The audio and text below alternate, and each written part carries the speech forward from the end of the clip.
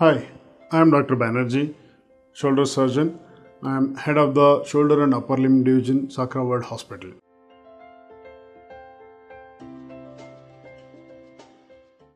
Rotator cuff syndrome is a clinical scenario where the patient will have difficulty in doing overhead activities, difficulty in reaching the back due to various pathologies in the group of muscles called the rotator cuff muscles.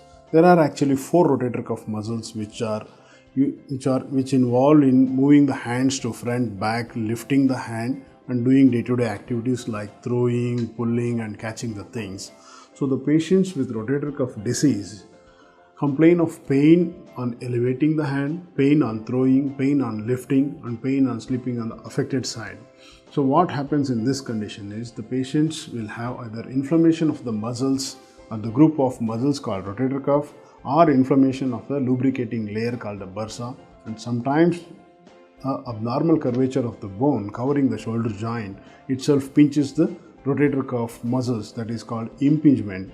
So this group of clinical signs and symptoms are called rotator cuff syndrome. What happens if this rotator cuff syndrome persists? So the rotator cuff muscle become weak and they might land in a troubleful condition called rotator cuff tear, where the muscle will detach from its attachment to the bone and patients will have lack of ability to lift the hand.